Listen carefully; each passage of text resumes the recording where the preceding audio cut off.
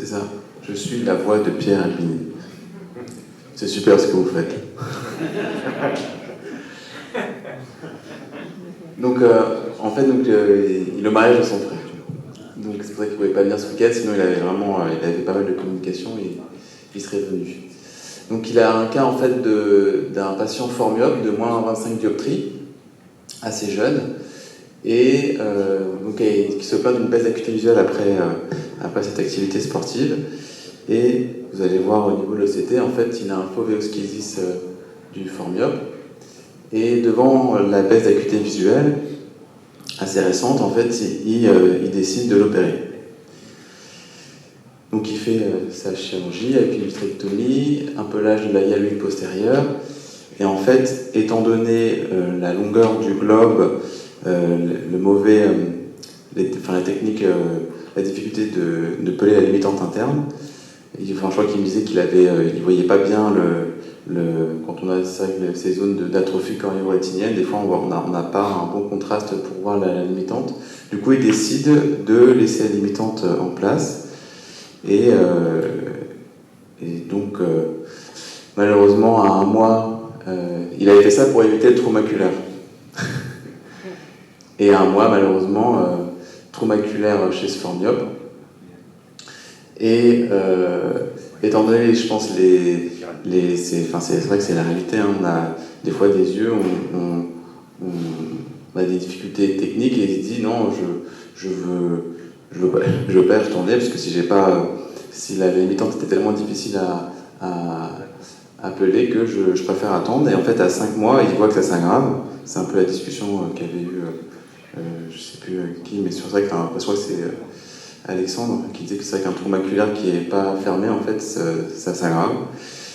Et donc à 5 mois, on voit les bords qui se soulèvent. Donc il décide de le réopérer et en fait, le patient, 5 jours avant la chirurgie, en fait, il décolle. Et donc lui, quand il le retrouve au bloc opératoire, il se retrouve avec son trou maculaire avec la rétine décollée.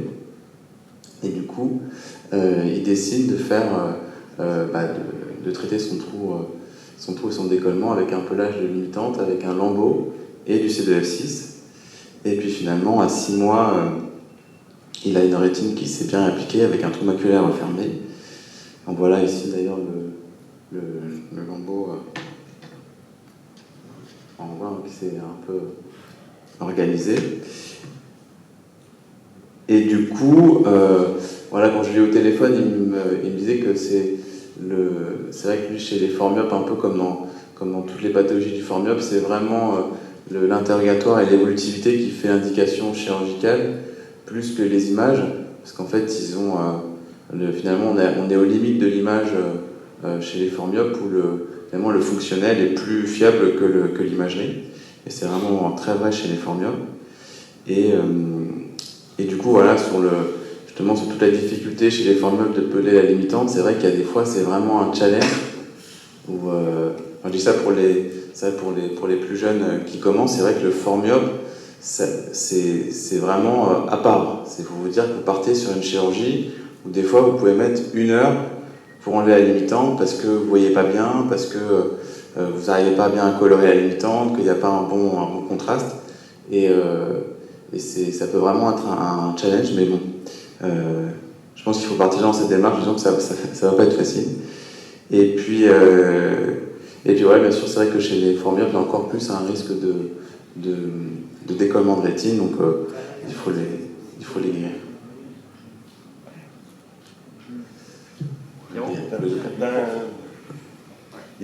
En tout cas, pour les jeunes, c'est clair que leur dire que nous, aussi, on galère des fois. Si Pierre Albini a décidé de ne pas enlever la limitante interne, c'est que c'était difficile. Oui. Alors, oui, en fait, ça soulève un point de vue philosophique, ton truc, parce que s'il avait eu le courage d'entrer, de faire la limitante, en s'emmerdant, il n'aurait pas eu à l'appeler sur une rétine décollée, ce qui est encore plus dur chez un myope. Donc, en fait, ça pose la question de jusqu'où aller en chirurgie, c'est-à-dire quel courage on doit avoir quand on opère. Après, chez le myope fort, il y a un truc qu'on peut demander à Yvette, c'est, indépendamment du fait que c'est beaucoup plus difficile, c'est que pour une raison que je ne connais pas, la structure de la limitante interne est différente, comme tu l'appelles, parce qu'elle se déchiquette tout le temps. Je n'ai pas assez d'expérience pour voilà. dire Parce que c'est la même, non? Ah ben oui, il ne pas être différent. Pourquoi c'est différent? Le vrai problème chez Myophoore, c'est que vous êtes au fond d'un puits, vous travaillez au fond d'un puits, et ça pose deux problèmes. D'abord, vous avez un positionnement qui est complètement anormal, vous avez les épaules qui se lèvent, vous êtes comme ça, et si jamais vous utilisez une troisième voie avec une fibre endoculaire, vous pouvez vous spasmer, vous pouvez vous contracter comme un fou et ne pas y arriver. Non, Didier, ça c'est avec l'âge. C'est vraiment le cas où il faut, si vous avez la chance d'avoir une lampe à fente sur le microscope, vous allumez la fente pour faire ça, et maintenir avec votre deuxième doigt, votre deuxième main, maintenir votre pince pour éviter de trembler, ou alors vous mettez des chandeliers. Moi qui suis contre les chandeliers, il vaut mieux mettre un chandelier chez un myophoore que de mettre une fibre intraoculaire. Donc vraiment, ça c'est un truc qu'il faut vous relâcher. Il faut bien mettre du bleu, de Alien Blue, vous pouvez vider, y passer deux flasques, parce que le bleu va se mélanger, va moins teinter, et puis il faut vous aider avec l'autre main pour ne pas trembler, pour être sûr de vous approcher sur la rétine et d'enlever le truc sans trembler. Parce que vous serez dans une position qui sera difficile. Oui. C'est vrai que par rapport au myophoore, c'est vraiment là où on a le plus gros taux d'échec. Il y a une autre considération certainement par rapport au vitréoschisis, c'est-à-dire souvent on fait un décollement de la hyaloïde, et il reste tout un plan hyaloïdien adhérent à la rétine. Et quand on injecte par exemple du bleu pour essayer d'amorcer un peu l'âge, en fait déjà que c'est très peu contrasté du fait de l'atrophie choriorétinienne, en plus souvent on a quand même un plan hyaloïdien, donc c'est encore plus complexe. Ça, c'est pas le hydroschizite, c'est le hyaloïdoschisis. Oui, enfin, l'hyaloïdoschisis, mais c'est-à-dire qu'on voit même des anneaux de Weiss chez les grands myopes, en fait ils ont toute une hyaloïde qui est collée, et c'est ce qui complexifie aussi le pelage, d'autant plus qu'on n'a pas toujours les pinces adaptées, puis quand on a des très grandes longueurs axiales. Enfin, voilà, c'est une petite remarque.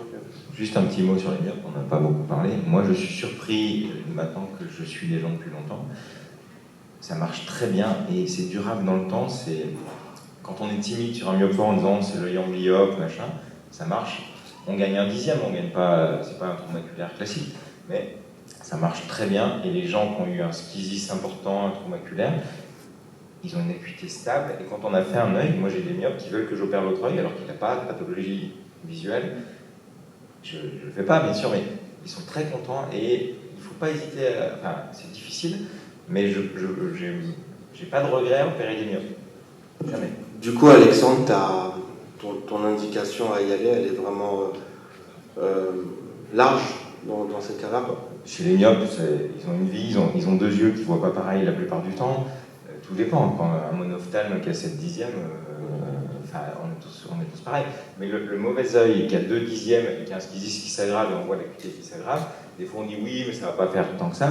On l'opère. J'ai même vu des gens qui sont allés à Nantes, je ne sais pas pourquoi, se faire opérer. On les renvoie maintenant qu'il n'y a plus besoin d'opérer. Ça, c'est la vie. Et l'œil opéré, moi je suis l'autre, l'œil opéré, il va ni mieux ni... C'était souvent un très mauvais œil. Il est stable dans le temps. Moi, je suis impressionné. Presque même avec l'atrophie, alors qu'à l'époque, on ne ligaturait pas les vortiqueuses, mais... c'est des yeux stables. Je ne sais pas pourquoi, je ne sais pas beaucoup.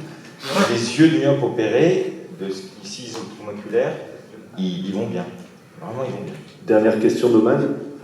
Et dans la salle qui rapidement, à main levée, qui opère ces cas-là assez facilement? On se comprend.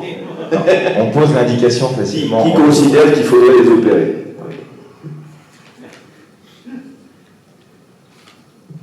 Bon, c'est pas gagné. Donc, oui, récupération lente.